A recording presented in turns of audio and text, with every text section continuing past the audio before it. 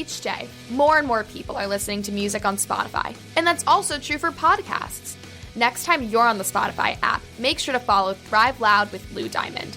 Enjoy listening to Lou, his incredible guests, and all of the amazing episodes. Listen, follow, and share. Thrive Loud on Spotify.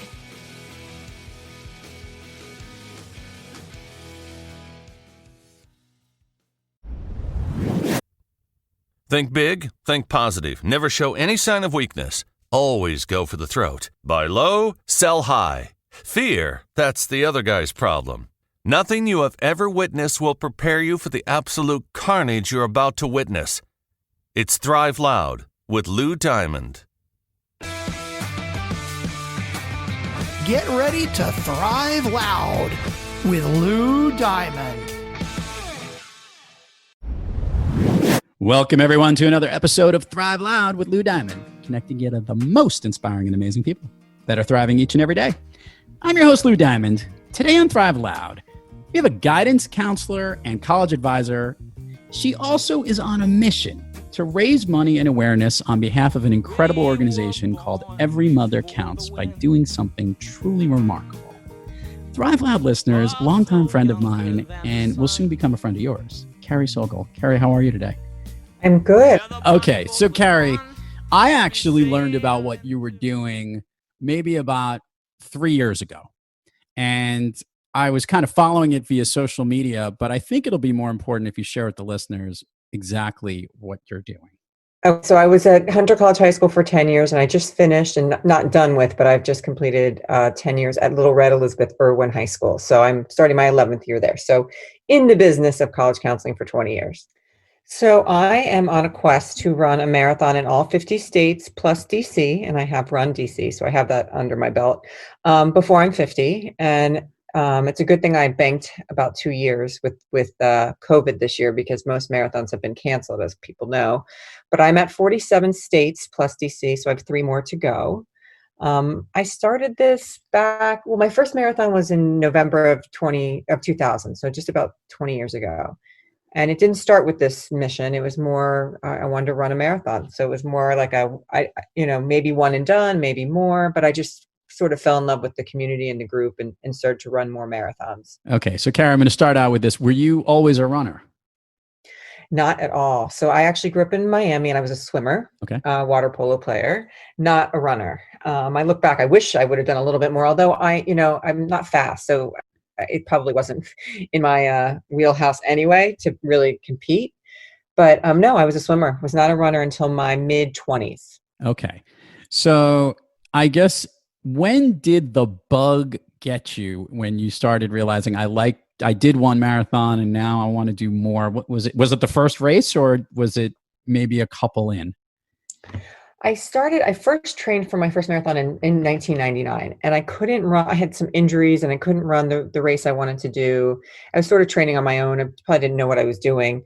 In the following year, all of 2000, actually, that's when I started Hunter College High School. So I had a lot of change. I had started a new job, and I had really always wanted to run a marathon. And I fell in with a training team that summer. And I was running with a group that, it was a community, it was supportive. And so I'd say even after that very first marathon, I loved it. And I did my next one 6 months later. So I just think I liked I liked the community of it. I liked the training of it. I liked the process. So I did fall in love with it pretty quickly. Okay. So now the question at hand is this. You fell in love with it. You started running, and there's marathons all over the place. But I guess, was there this grand plan to say, wouldn't it be cool to run a marathon in every state or in every different place? When did that all connect? So it took a while. So my first 2 years, I run a marathon in New York, and then 6 months later in New Jersey, and then back in New York, and then New Jersey. I think there was 2 years that I did 4 marathons, and then it kind of slowed down. A marathon. Then it was just New York, and then I can't remember why. Well, New Jersey I did that kind of at the beginning because it was close by. But then I think someone said, let's go to Providence to do a training, a long run for the New York that year. So I did Rhode Island. And then I think, someone said, a friend of mine in this running group said, let's go to Nashville. Let's go have a fun weekend in Nashville. And I think that might've been one of my first travel, get on a plane and go to a marathon. And then they just started to add up. And I started to hear, when you're in the running community, you start to hear of all different things people are doing, and everything sounds crazier than the next. And people become impressed with what I'm doing. And I'm like, oh my God, I've met people that have run all 50 states 4 different times. So I'm always like, I'm nothing compared to what people do. But I started to hear people saying that they were running in all 50 states. And I thought, oh, that's such a cool thing to do. And so I started that before I actually made the connection with Every Mother Counts, which we can get into. Yeah. But I just started to do, some states, and it was more for fun. Every Mother Counts. Tell us a little bit about how you got involved and familiar with the organization, and share with our listeners a little bit about what its purpose is. So Every Mother Counts is an organization to provide prenatal care, health care, midwives in communities that don't have it. It is an organization that is looking around the world where there needs to be help and support for healthy pregnancies. They believe, life starts with, before you give birth, and to really, in the sense of getting healthy maternal care to mothers in all sorts of places, and people not realizing how much that's needed, and how they can support people around the world, and in the United States and different places. And so I had seen a documentary. So the organization was started by Christy Turlington, and she made a documentary, and it was in the Tribeca Film Festival. I don't remember, 2010, I believe it was. And I happened to go, and I happened to see it, and she was there, and it was just very moving documentary that just touched me. And I was like, wow, this is such a cool organization. So that was the first time I'd heard about it. And then fast forward a year or two, and I moved over to a school, and Christy was in my world. We actually have a funny backstory. She grew up a bit in Miami as well, and we had mutual friends back in Miami days. And so I met her, and I had thought to myself, after running a bunch of marathons, I wanted to do it for something bigger than myself. I just felt that running was such a privilege, and it was such a I know marathons sound incredibly hard, and they are, but they also feel so, like, I still feel really good every time I finish, and I love it. And I'm like, what can I do? I have to do something more with this kind of hobby. And so she had started a team for Every Mother Counts, to people that would go run races and raise money. And I approached her saying, I just kind of started my 50 states. I'd love to continue it and do it for Every Mother Counts. And she loved the idea. So that's, I think, since 2012, I've been doing that. I want to get to a lot of this prenatal and postnatal stuff. It literally, for you personally, obviously, you started running marathons before you were a mom. And then afterwards, was there ever a gap in there where, like, when you weren't running, obviously because you were having a baby, was there ever that challenge in getting back and forth into, I guess, running shape? Definitely. Yes. So I ran a bunch. I had my first child in 2005, and I think I definitely stopped when I was not that running pregnant woman. I felt like crap. So that was not me. I think up till 3 months, and then I was done.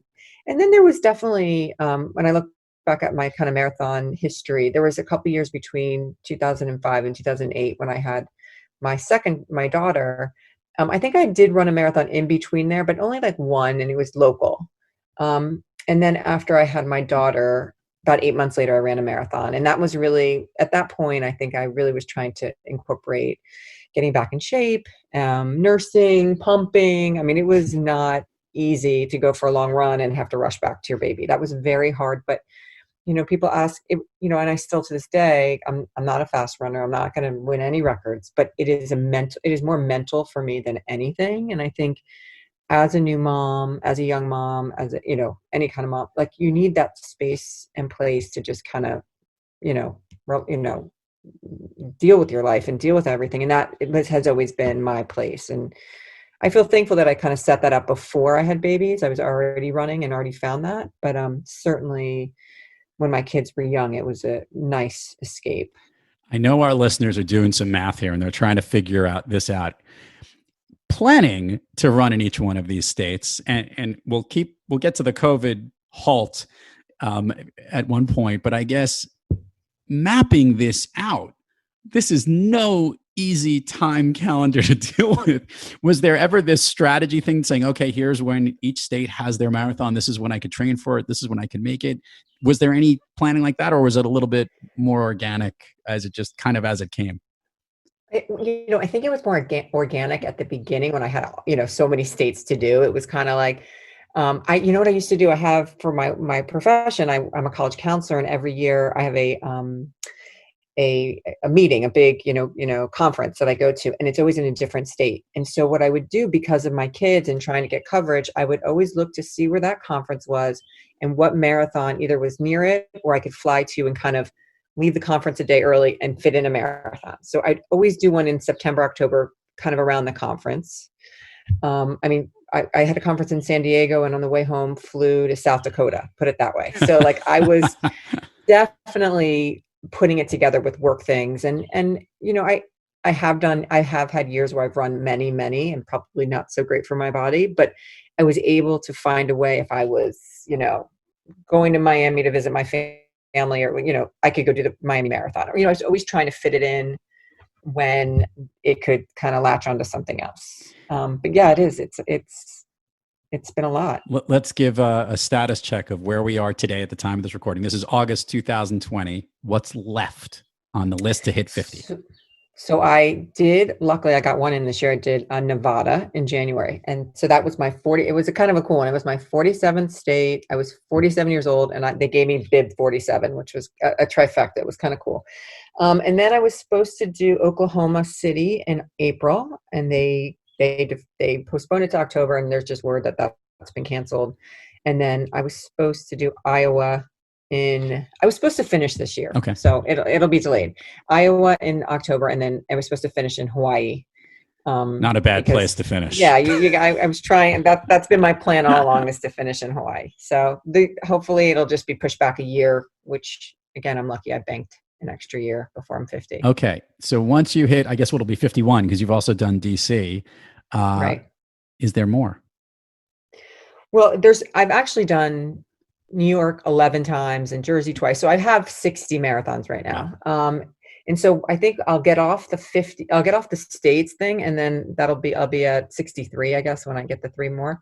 I think, I can't see myself stopping, Lou. I think it's such a part of my life. I really enjoy it.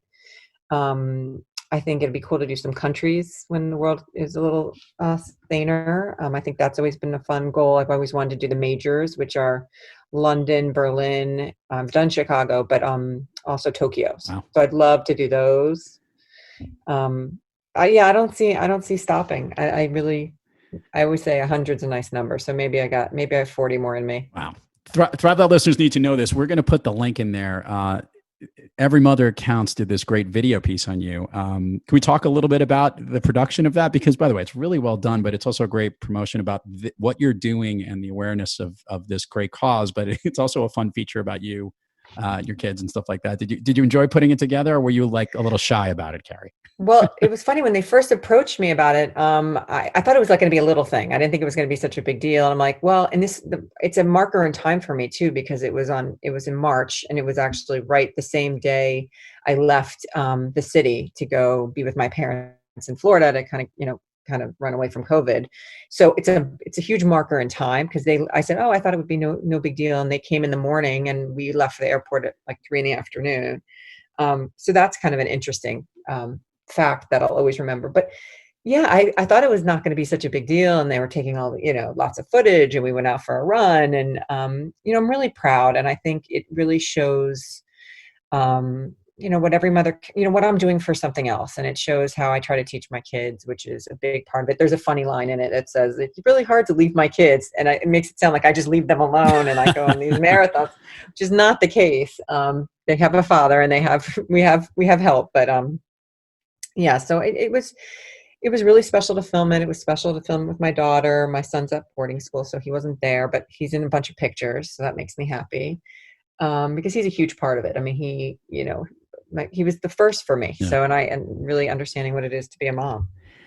Let's do this question that I love to ask guests, and I'm going to have to give a little asterisk to this. Normally, I ask guests on the program, Carey, on off days when you have trouble thriving, what practice do you seek, or what individual do you seek out?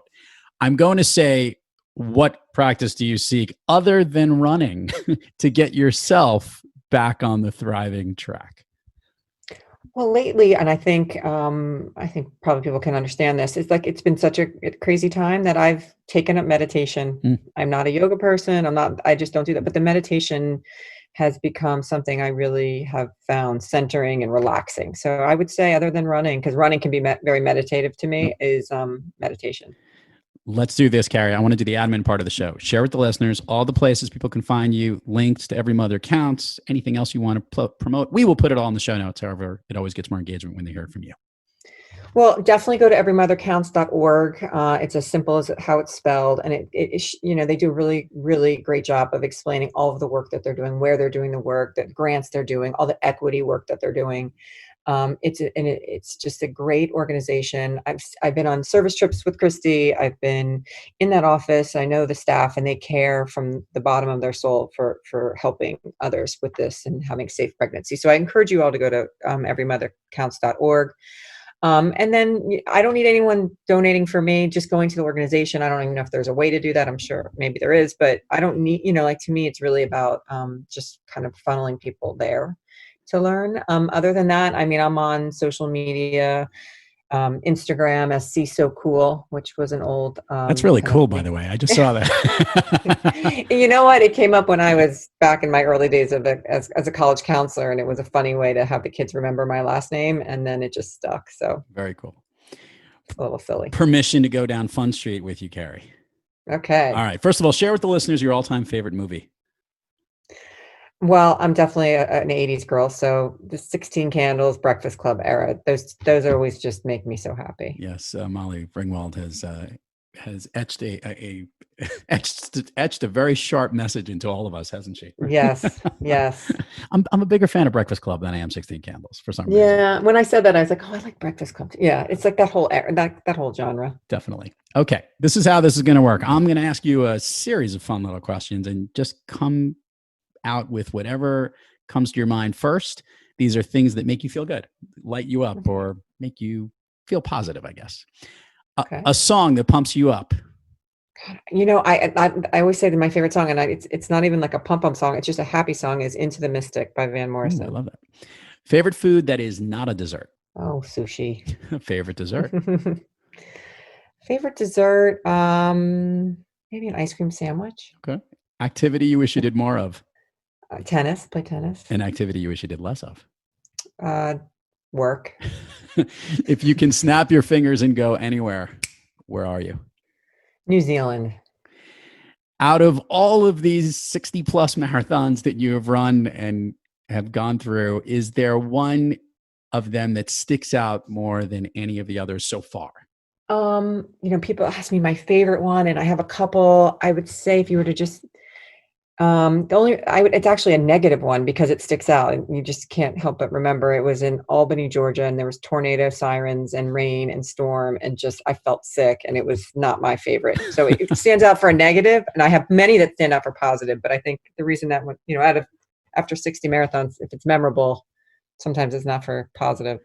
I won't lie to you. When I heard you were doing this, the only thing I looked up immediately was, does North Dakota really have a marathon? And obviously it did. Yeah. Most states have many. Truly amazing. Although yeah, North and South don't have that many, but they did. It was North Dakota has a great one too. Oh, awesome. Carey Socol, this is incredible what you're doing. I think it's spectacular. We will put all the links for everything out there. Thank you so much for coming on the program. It was good to hear your voice anyway, to catch up. You too. Thank you, Lou. And to all our listeners out there, thank you for joining us. And until next time, keep thriving onward and upward. And remember, be brief, be bright, be gone. Just like way back in the days of old. How magnificently we will fold into the mystic.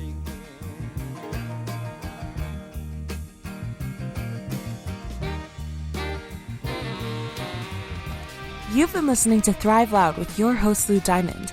Check us out on the web at thriveloud.com and follow us on Instagram, LinkedIn, Twitter, and Facebook at Thrive Loud. And check us out on the Good Pods app at Thrive Loud, where you can follow, listen, and connect directly to Lou and all of the Thrive Loud episodes. Thanks for listening.